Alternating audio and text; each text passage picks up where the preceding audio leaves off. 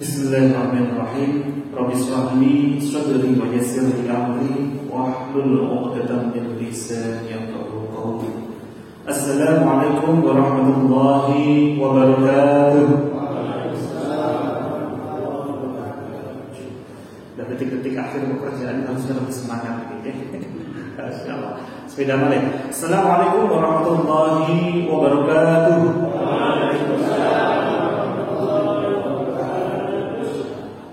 Alhamdulillah, alhamdulillah, alhamdulillahilladzi an'amana bi ni'matil iman wal islam. Asyhadu an la ilaha illallah wa asyhadu anna Muhammadan 'abduhu wa rasuluh. Allahumma shalli 'ala sayyidina Muhammad wa 'ala sayyidina Muhammad wa 'ala alihi wa ashabihi wa man tabi'ahum bi ihsan ila yaumiddin, amma ba'd.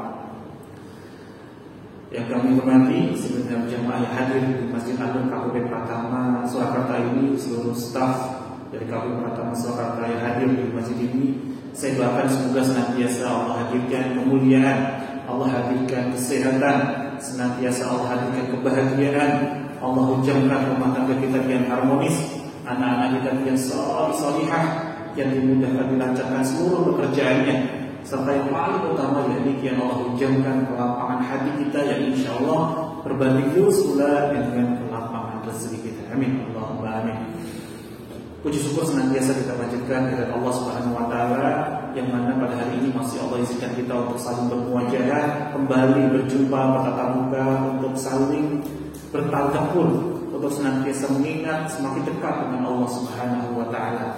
Serta salawat dan salam senantiasa kita curahkan kepada junjungan kita Nabi besar, Nabi agung, Nabi Muhammad sallallahu alaihi wasallam, sang suri tauladan terbaik yang senantiasa kita ikuti, kita panuti, kita jadikan suri tauladan terbaik yang senantiasa kita nantikan syafaatnya. Alhamdulillah, hari ini kita lanjutkan materi demi materi yang sudah kita pelajari sebelum-sebelumnya, di mana pertemuan sebelum ini adalah kita belajar menghadirkan hati yang tenang, hati yang lapang. Dengan cara apa? Membersihkan jendela geram kita, bahwa Allah sendiri sudah menjamin setiap ada persoalan sudah pasti Allah hadirkan solusinya. Fa inna ma'al usri yusra, inna ma'al usri yusra. Bersama dengan kesulitan pasti ada kemudahan. Artinya pasti solusi itu ada. Lalu di mana saat yang dihadirkan persoalan kok gak mudah untuk melihat solusinya? Maka di pertemuan kemarin kita telah berlatih, terus fokuslah untuk apa? Membersihkan jendela hati kita. Semakin bersihnya hati kita, semakin tenang, semakin lapang, maka kita pun semakin dimudahkan oleh Allah untuk melihat solusi yang sejatinya sudah ada, sudah Allah sediakan di sekitar kita. Tapi karena seringnya kita konsumsi, hektik dan deg-degan, maka solusi sekalipun gak tampak. Sama seperti ketika kita kemarin membahas, kalau kita buru-buru berangkat ke kantor, gak ketemu tuh kunci mobil, kontak motor, semakin kita panik, semakin ketemu gak kira-kira? Tapi semakin kita tenang, maka solusi itu kian mudah untuk tampak, kian mudah untuk hadir. Bahkan biasanya kalau kita di majelis ilmu, biasanya kalau tanya, ketemunya saat kapan? Ya? Saat sholat, Masya Allah. Artinya saat sudah tenang banget, maka solusi itu kian mudah untuk tampak. Maka bismillah, pada hari ini kita lanjutkan sesi yang lebih dalam lagi, yakni tentang masih series tentang magnet rezeki, menjadi pribadi-pribadi yang senantiasa dimudahkan oleh Allah untuk didekatkan dengan pertolongan-pertolongannya Allah. Tema kita kali ini adalah tentang melepaskan garis kebenaran, agar diri kita semakin dihadirkan solusi dari setiap persoalan yang sedang kita hadapi. Apa ini garis kebenaran dan bagaimana cara kita melepaskannya sehingga kok itu menjadi wasilah hadirnya rezeki, solusi, bahkan kemudahan dalam segala persoalan hidup kita.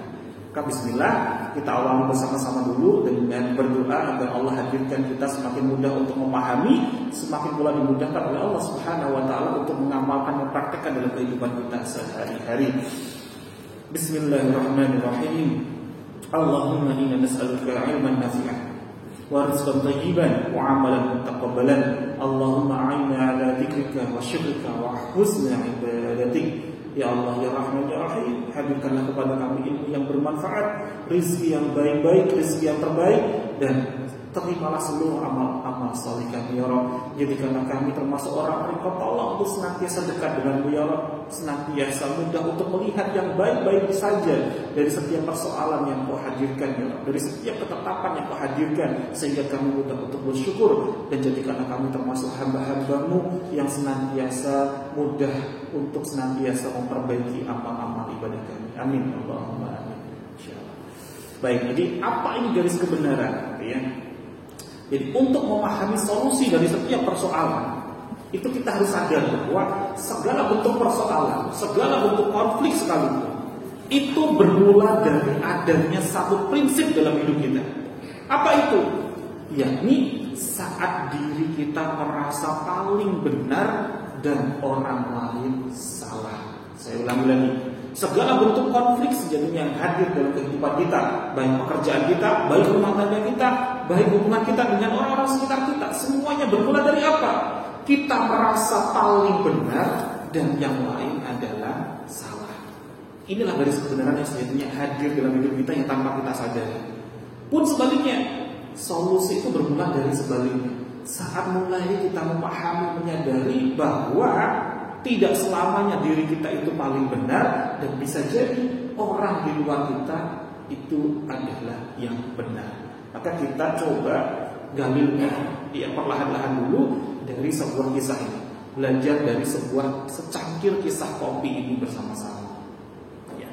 Pada suatu hari, pada suatu pagi, ada seorang kepala keluarga, seorang ayah mau berangkat kerja ke KPP Pratama Surakarta. Sudah pakai seragam, sudah siap nih pagi-pagi, sudah disiapin secangkir kopi sama sang istri. Tiba-tiba ada anaknya lari-larian tuh sebelum berangkat sekolah, baru mandi lari-larian, mau dipakai baju nggak mau, masih lari-lari tuh. Nabrak meja kita, kopinya tumpah ngenain baju seragam dinas kita.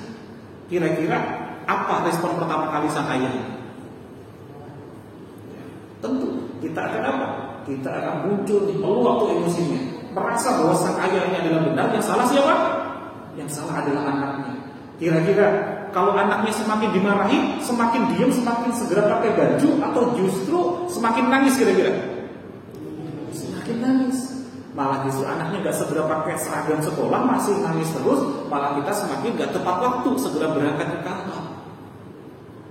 Berikutnya, saat kita nganterin ke sekolah, karena anak tadi gak segera pakai baju, waktunya sudah mepet sekali gitu. Anak di mobil masih nangis-nangis terus gitu. Masya Allah. Akhirnya kita buru-buru tuh berangkat ke sekolah, nganterin anak kita dulu. Saat kita nganterin ke sekolah, anaknya masih terus nangis.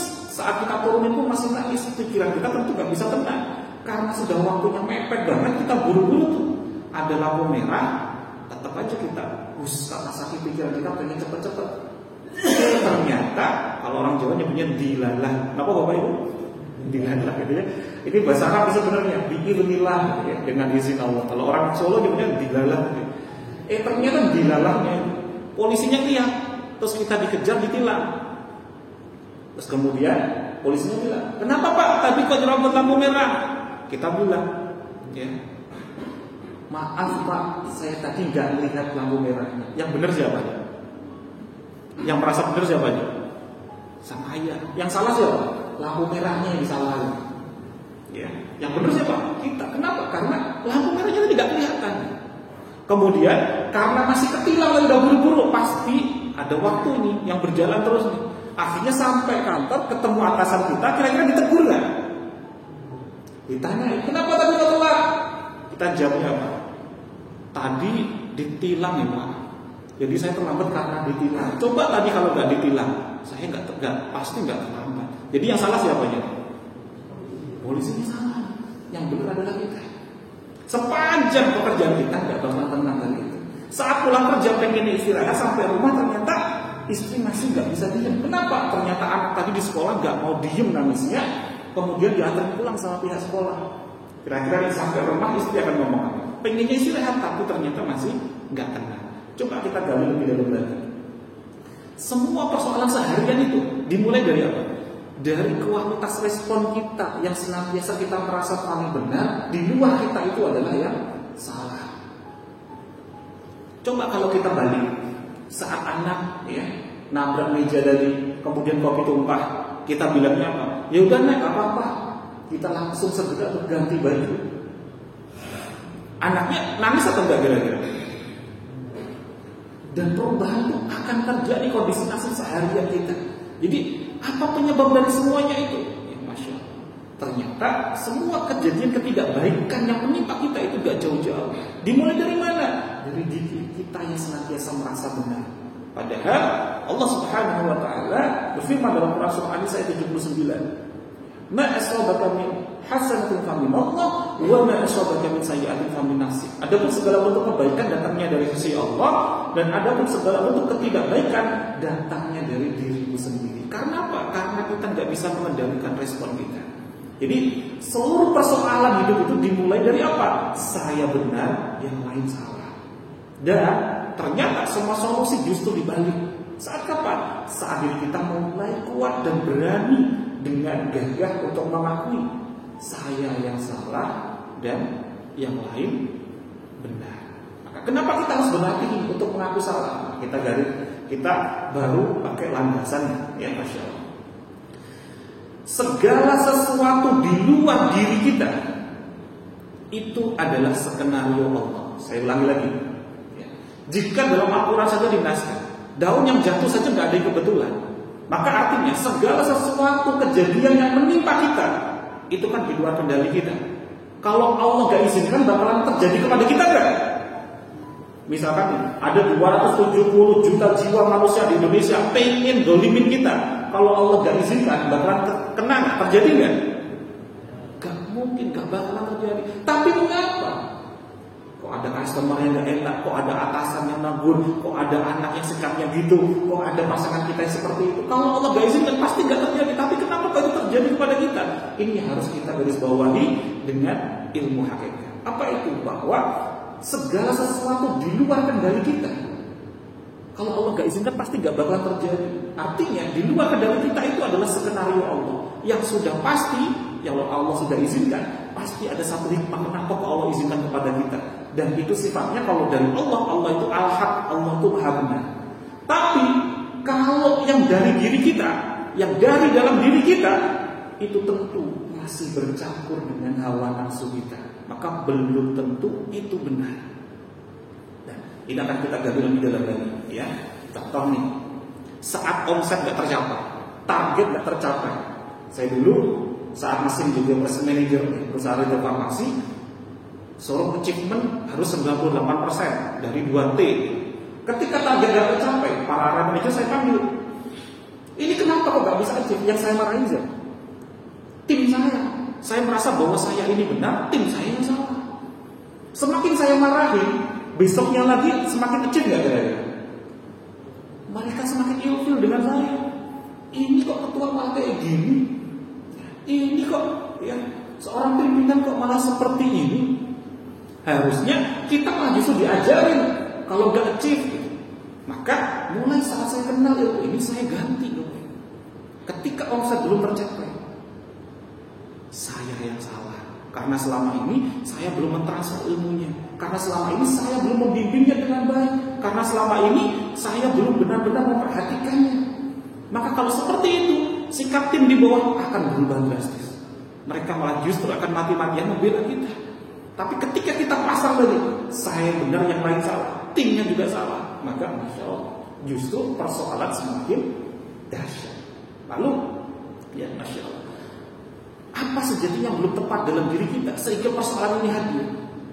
Ini harus kita garis bawahi, kita hujamkan baik-baik untuk memperdalami ilmu untuk melepaskan garis kebenaran. Ya. Jadi ya, ilmu ini berawal dari ya Masya Allah kita tadabburi yang sangat ya Masya Allah kita jadikan suri tauladan terbaik. Ya siapa Rasulullah SAW. Jika bapak ibu tidak mau praktekkan ilmu ini nggak apa, tapi ada seorang makhluk yang sangat mulia yang senantiasa mengamalkan ilmu ini. Siapa itu? Beliaulah manusia yang paling mulia, ya kekasihnya Allah. Beliaulah Rasulullah SAW. Setiap harinya sekali duduk saja beliau senantiasa mengucapkan saya salah ya Allah, ampuni saya siap belajar. 100 kali sekali duduk, saya salah, ampuni saya siap belajar. Ini seorang manusia yang paling mulia. Siapa ini Bapak Ibu?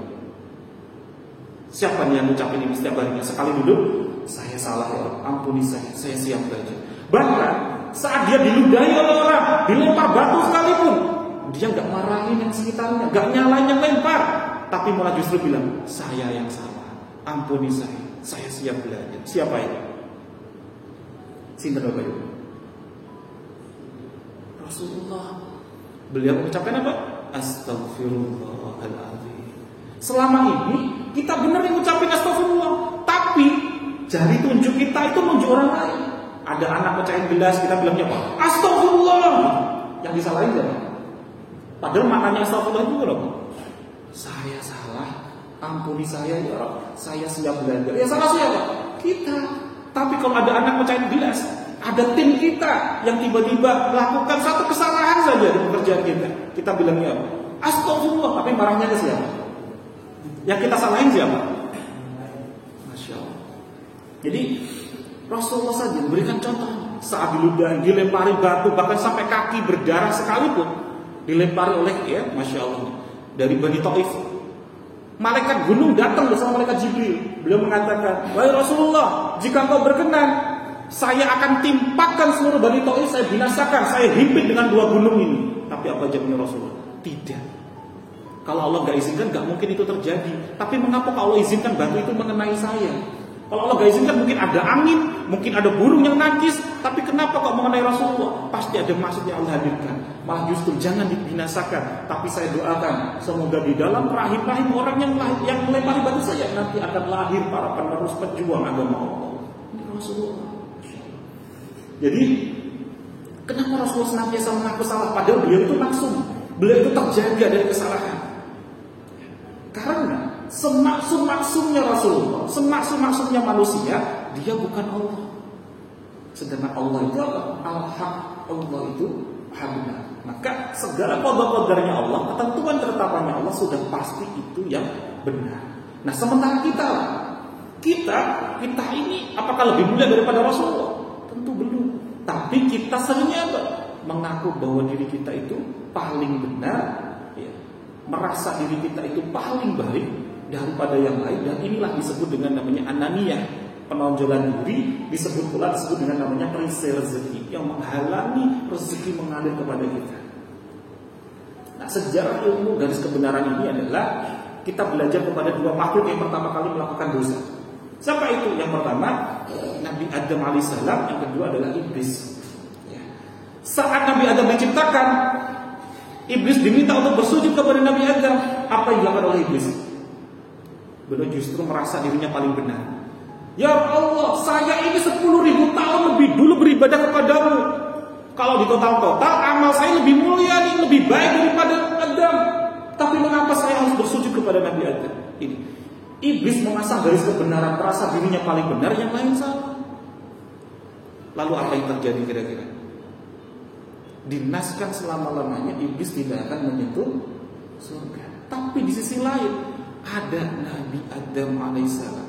Saat beliau dibujuk oleh istrinya, Hawa dibujuk oleh iblis melakukan kesalahan. Apa? Memakan buah kuldi. Apa yang dilakukan oleh Nabi Adam setelah beliau melakukan kesalahan? Saat diturunkan di bumi, justru beliau mengaku dirinya salah dengan berdoa istighfarnya Nabi Adam. Rabbana zalamna anfusana wa illam taghfir lana wa tarhamna lanakunanna minal khasirin. Doanya, perhatikan di doanya. Rabbana zalamna anfusana. Ya Rabb, sesungguhnya saya mendolimi diri saya sendiri. Jadi masih menyalahkan iblis enggak kira-kira? Enggak. Adanya saya diturunkan di muka bumi ini karena saya enggak lulus dari ujianmu. Saya melanggar laranganmu. Terkait dengan iblis menggoda istri saya menggoda saya. Itu memang tugasnya iblis. Tapi karena saya nggak lolos dari ujian itulah, maka saya minta ampun padamu ya Allah. Maka ketika Nabi Adam memahami doa ini, Rabbana zalamna anfusana wa illam taghfir lana wa tarhamna lanakunanna minal khasirin, itu Nabi Adam butuh 330 tahun loh. Jadi beliau itu masih dipisahkan dengan istrinya, rumah tangganya masih belum bersatu nih. Tapi saat beliau berdoa ini di hari Jumat jelang sholat Asyar, beliau berdoa ini, langsung Allah angkat beliau kembali menjadi nabi. Kemudian beliau satukan dengan istrinya, dengan Siti Hawa. Dengan menjadi apa? Melepaskan garis kebenaran, yang merasa dirinya paling benar, yang lain salah, diganti. Saya yang salah ya. Saya yang salah. Ampuni saya siap belajar. Justru Allah hadirkan keajaiban, Allah hadirkan pertolongan, Allah limpahkan solusi dari setiap persoalan yang sedang dihadapi. Nah, setelah kejadian itu, keturunan Bani Adam itu dibagi menjadi dua. Dibagi menjadi berapa? Dibagi menjadi dua. Yang pertama adalah yang mengikuti Nabi Adam tadi. Cirinya apa? Pengikut dari Bani Adam ini, yakni selalu mengaku salah dari setiap persoalan yang sedang ada. Dia akan senantiasa merasakan surga meskipun fisiknya itu ada di dunia. Dia hidupnya penuh dengan ketenangan. Allah hadirkan pertolongan-pertolongan kepadanya. Dan para nabi, pengikut Nabi Adam ini semuanya punya gaya istighfarnya masing-masing. Contohnya Nabi Yunus, saat beliau di dalam perut ikan paus, beliau justru beristighfar, la ilaha illa anta subhanaka inni kuntu minadz dzalimin. Perhatikan istighfarnya bagian terakhirnya, inni kuntu minadz dzalimin. Meskipun beliau itu umatnya gak ada yang beriman, beliau harus diundi, harus dilemparkan ke laut, tapi di dalam perut ikan beliau menyampaikan, inni kuntu minadz dzalimin. Ya Rabb, sesungguhnya aku termasuk orang-orang yang zalim. Bukan umatnya yang salah, gak mau beriman, bukan yang mengundi di atas perahu yang salah, tapi saya yang salah. Walaupun faktanya yang salah siapa? Umatnya 70 tahun lebih didakwahi gak ada yang beriman. Tapi saat beliau berdoa itu, keajaiban hadir, pertolongan Allah hadir. Beliau selamat dari perut ikan paus. Nabi Sulaiman juga, saat beliau sebelumnya akan menjadi raja di raja, rajanya jin, rajanya manusia, rajanya hewan, beliau juga beristighfar terlebih dahulu. Dan ini juga diajari, dicontohkan oleh Nabi Daud. Nabi Musa pun juga istighfar terlebih dahulu. Rasulullah pun juga punya istighfarnya masing-masing redaksinya. Apa itu? Astagfirullahaladzim. Tapi istighfar hanya sekedar istighfar kalau tidak kita sertakan dengan memahami hakikatnya, maknanya. Seringkali kita hafal tuh istighfar, tapi yang kita salahkan bukan diri kita, tapi siapa? Orang di luar kita. Maka hakikat istighfar itu ada 3. Ya ini apa? Saya salah, ampuni saya siap belajar. Kita yakin mengucapkan istighfar, tapi kalau kitanya sendiri aja masih nyalain orang lain, gak sadar dengan kesalahan kita, lalu apa yang mau diampuni sama Allah? Sama halnya nih, kita ngadep ke atasan kita, Pak, tolong Pak, saya dimaafin. Tapi kitanya nggak tahu apa sih salah saya gitu. Maka atasan kita kan bilang apa? Kamu sudah sadar belum kesalahanmu apa? Nggak tahu Pak. Lalu apa yang mau dimaafin? Maka ini harus kita gali dulu. Saya salah. Cek dulu apa yang salah saya. Maka ampuni saya ya Allah. Saya siap belajar. Orang-orang yang mengamalkan ilmu ini, dia tidak akan mudah untuk menyalahkan orang lain. Kenapa? Karena sibuknya adalah mencari ketidakbaikan dalam diri, kemudian untuk diperbaiki. Ini golongan orang pertama. Tapi keturunan Nabi Adam tadi kan dibagi menjadi 2. Golongan yang kedua apa? Yakni yang mengikuti iblis. Yang mengikuti iblis. Siapa ini? Ciri-cirinya adalah dia yang selalu merasa paling benar. Dia yang selalu mengaku paling benar. Maka dalam sepanjang kehidupannya dia akan dijauhkan dari surga. Penuh dengan persoalan, hati selalu panas dan tidak mudah untuk merasakan pertolongan keajaiban dari Allah. Karena pengikut iblis ini selalu punya cara bagaimana dirinya selalu merasa paling benar. Maka coba kita jawab dalam hati kita masing-masing. Saat ini kita ini pengikutnya siapa? Pengikutnya Nabi Adam atau pengikutnya iblis? Jawab dalam hatinya masing-masing. Dalam Quran surah 7 ayat 27 Allah Subhanahu wa taala berfirman, "Ya bani Adam la yaftinannakum asy-syaitan kama akhraja abawaykum minal jannah yazi'u 'anhuma libasahuma liyuriyahuma sawatihima innahu yarakum huwa wa qabiluhu min haitsu la tarawnahum inna ja'alna asy-syayatina awliya'a lilladzina la yu'minun." Wahai anak Adam, janganlah sekali-kali kamu ditipu oleh syaitan sebagaimana ia telah mengeluarkan kedua ibu bapakmu. Siapa ini? Nabi Adam dan Hawa. mengeluarkan kedua ibu bapakmu dari surga, ia menanggalkan dari keduanya pakaiannya untuk memperlihatkan kepada keduanya auratnya, sesungguhnya dia dan pengikutnya melihat kamu dari satu tempat yang kamu tidak bisa melihat mereka. Dan perhatikan kalimat terakhir dari ayat ini, sesungguhnya kami telah menjadikan syaitan-syaitan itu pemimpin bagi orang-orang yang tidak beriman. Maka ada dua hal.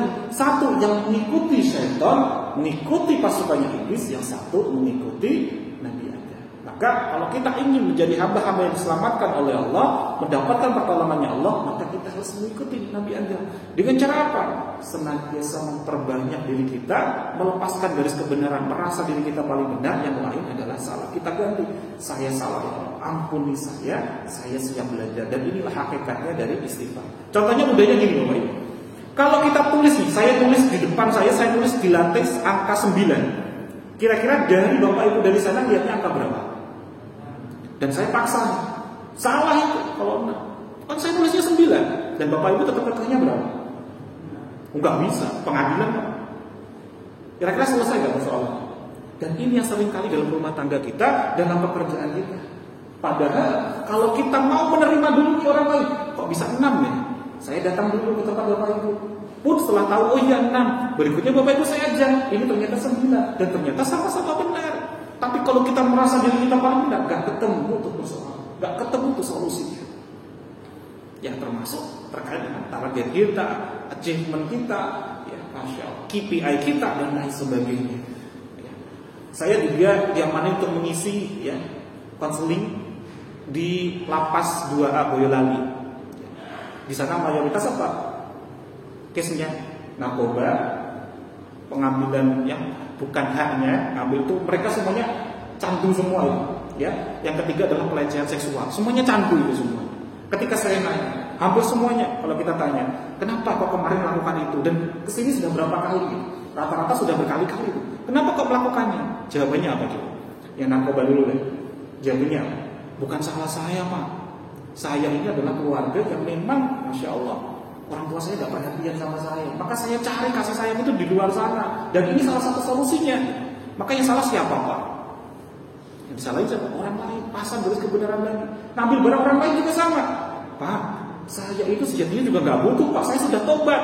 Lah tapi diiming-iming di depan saya loh Pak. Ibarat kucing dikasih apa? Ada ikan asin di depannya. Ya udah, ada kesempatan, saya ambil Pak. Terus yang salah siapa Pak? Coba. Masih nyalain siapa coba? Orang lain masih masang garis kebenaran. Padahal kalau kita benar-benar nih, ya, melepaskan itu semuanya, selesai semua persoalan. Dan dalam Quran surah An-Nazi'at ayat 40 sampai dengan 41, Allah berfirman, dan ada pun orang-orang yang takut kepada kebesaran Rabb-Nya dan menahan diri dari keinginan hawa nafsunya, maka sesungguhnya surgalah tempat tinggalnya. Kita merasa diri kita paling benar, inilah hawa nafsu yang sejati. Tapi ketika kita bisa mengendalikannya dengan apa? Dengan senantiasa bergantung kepada Allah, maka surgalah tempat tinggalnya. Dan bukan hanya surga di akhirat, tapi juga surga di dunia. Hidup kita penuh dengan ketenangan, senantiasa dihadirkan pertolongan oleh Allah Subhanahu wa taala. Maka mulai hari ini dan seterusnya, banyak-banyaklah kita untuk senantiasa ya mengamalkan hakikat istighfar ini. Imam Ghazali dalam kitab ya, yang Ulumuddin mengatakan hakikat istighfar itu ada 3. Saya salah, ampuni saya siap belajar. Jadi mungkin lisan bisa astagfirullahaladzim, tapi hati itu ya Allah saya ini punya salah. Ampuni saya siap belajar. Itulah awal hadirnya solusi, hadirnya pertolongan dari Allah Subhanahu wa taala. Barakallahu fikum. Semoga yang sedikit ini bisa menjadikan manfaat dan insya Allah bisa kita praktekkan dalam kehidupan kita sehari-hari, semakin menjadikan keluarga besar dari KPP Pratama Surakarta ini yang dihadirkan rahmatnya Allah, dihadirkan ampunannya Allah, yang pula dihadirkan maunahnya, pertolongan-pertolongan luar biasa yang Allah hadirkan hanya kepada hamba-hambanya yang terpilih, hamba-hamba yang senantiasa beriman dan beramal soleh. Amin amin Allahumma. Terima kasih Bapak Ibu semuanya, waktunya sudah pas banget ya. Mantap terus nih. Semoga ya Allah ucapkan kita kemudahan dalam mengamalkan dalam kehidupan kita sehari-hari. Bila ada suatu hal yang belum tepat, mohon ridhonya, semoga tidak menjadikan perisai rezeki, menjadikan dosa bagi saya. Selamat ya untuk pulang, semoga ya, sehat, selamat sampai rumah. Salam untuk seluruh anggota keluarganya. Bila taufiq wal hidayah wal inayah. Wassalamualaikum warahmatullahi wabarakatuh.